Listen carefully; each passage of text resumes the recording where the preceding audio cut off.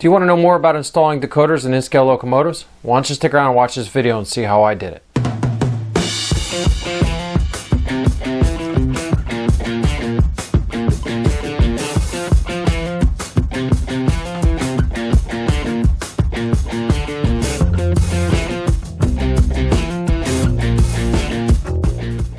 Hello everyone, Joe from Central Jersey Conrail and In-Scale. Welcome back to the Locomotive Shop. So this time we're going to be installing a TCS decoder in a Kato SD40. So why don't you stick around and watch how we did this install.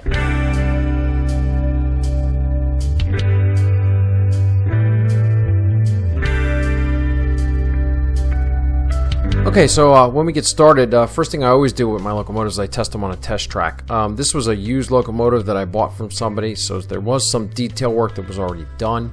The locomotive ran fine, no issues on the test track. So here I'm disassembling the shell.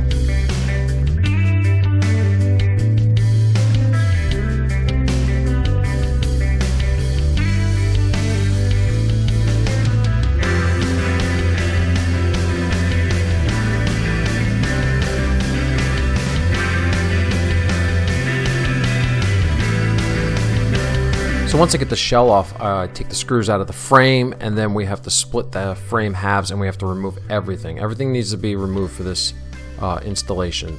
Trucks, drivetrain, motor, light boards, everything.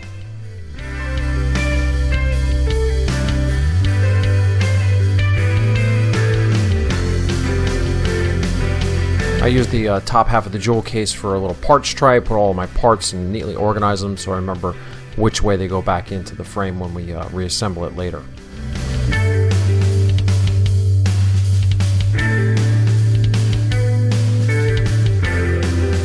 Now I reattach the two halves of the frame with the screws and lightly tighten down on them. So now I take the decoder and put it in the frame and then mark where I need to make my cuts with my Dremel tool using a black Sharpie marker.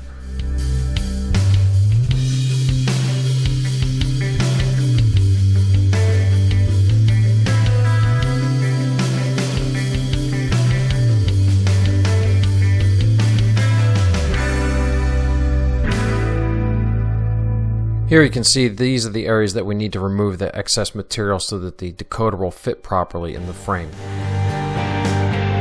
I got this information from TCS's website.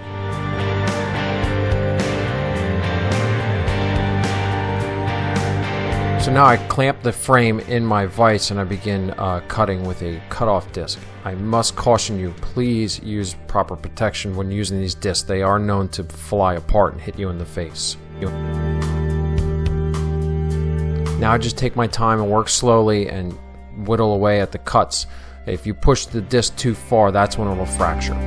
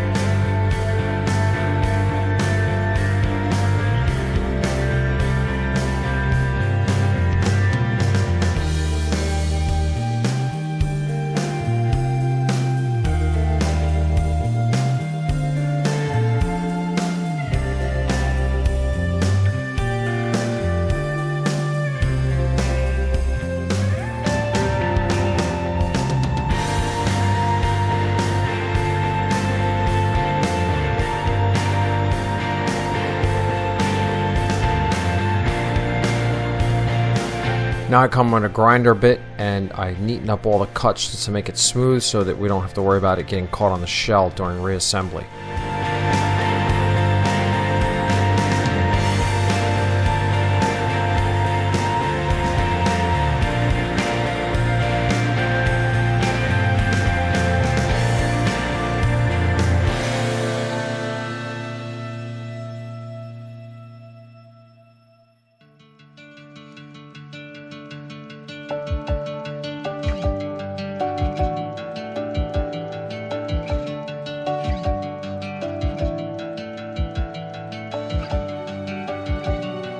Now I just do a little test fit with the decoder to make sure that the material has been removed properly.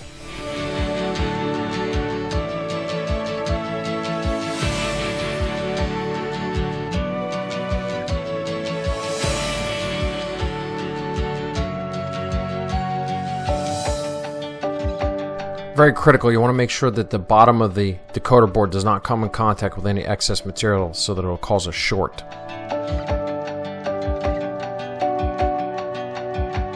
This is my own personal touch. I like to use a wire wheel to polish it up and make it look clean and professional.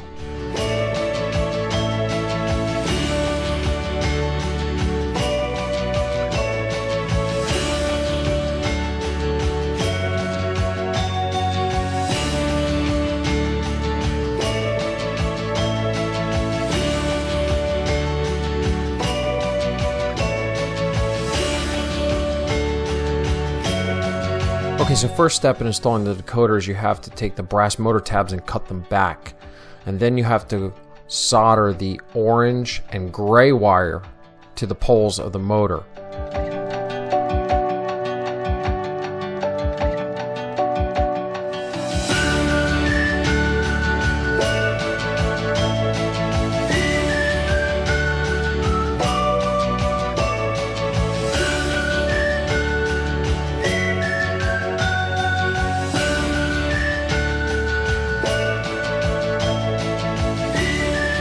Here I'm using my hobby knife to strip the wire so that I have bare wire to solder with.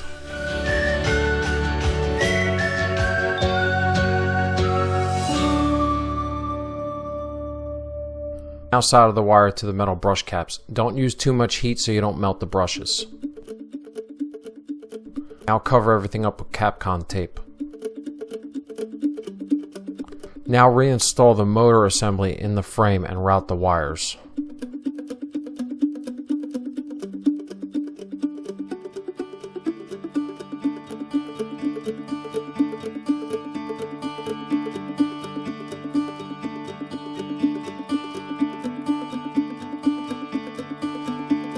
Now I reassemble the frame and put all the parts back in the proper spots where they came from.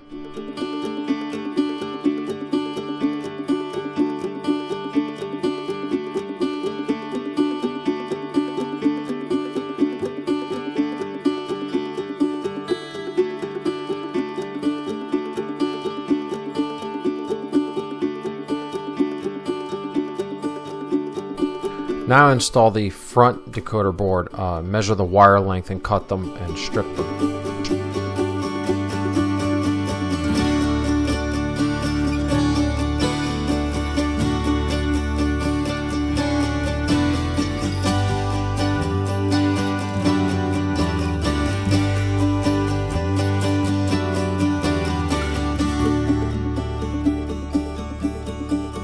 Here I'm tinning the wires to make it easier to solder onto the rear decoder board.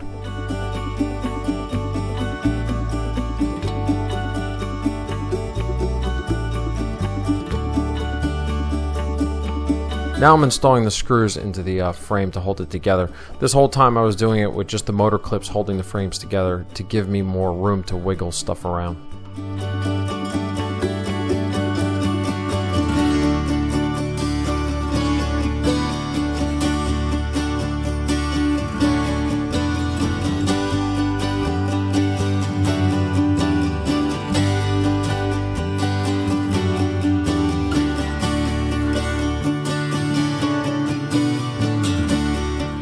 So now I'm going to start reinstalling the trucks. Early on in the process I had determined that the flangeways on these wheels were good and I didn't need to install the low profile wheels from Kato.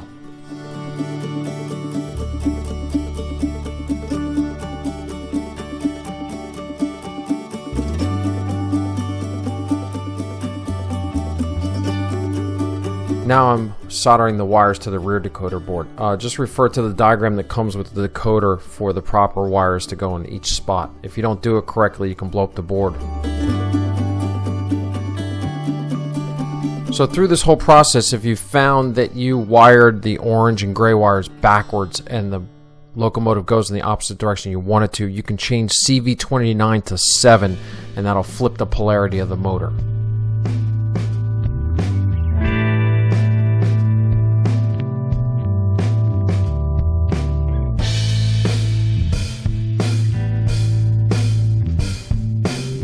Now we're going to start reassembling, but before we put the shell on, I'm going to use some Capcom tape to hold all the wires down and make sure everything's nice and neat and doesn't get bound up in the shell.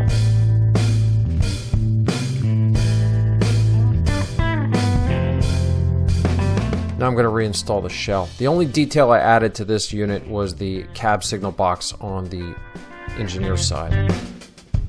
And yes, it's missing a horn. I have to get a new one.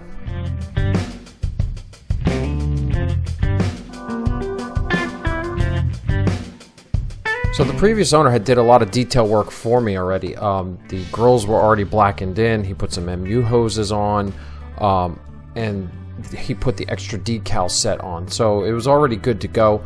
I just came in with some Bragdon powders to give it a real heavy weathering job, because most of the SD40s were really dirty because they've seen a lot of service.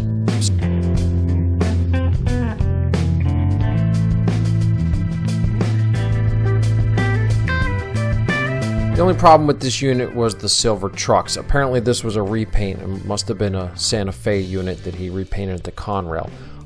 At this time I didn't change the color of the trucks. Maybe in the future I will. I was kind of pressed for time. I wanted to get some units up and running for our op session.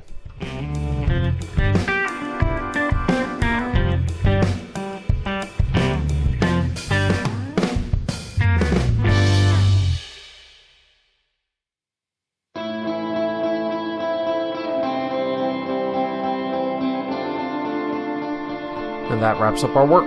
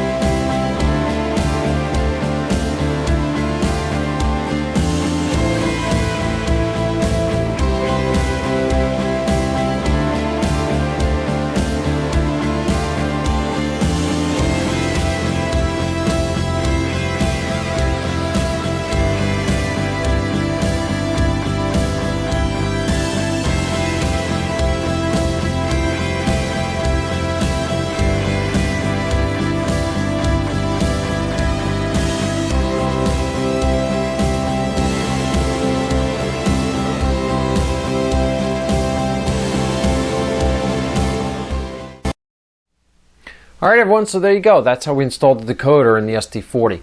So, you know, Conrail had a ton of SD40s that got turned over from Penn Central, and then they followed on with the SD40-2. So it's a very prolific looking locomotive. Definitely thought it had to have a couple on the roster, so this fills out the that little niche. You know, the CNGP from Decoder from TCS, you know, at first it's a little daunting because it's got a lot of wires and you do have to do some modifications to the frame, but as I showed you, you know, it really doesn't take all that much, just a Dremel tool and a couple little metal files and stuff, and you can do it pretty easily. And so that TCS decoder, you know, it's got a lot of functionality, it's very easy to program and easy to work with, you know, so bang for buck, that's a great decoder to use in this type of situation.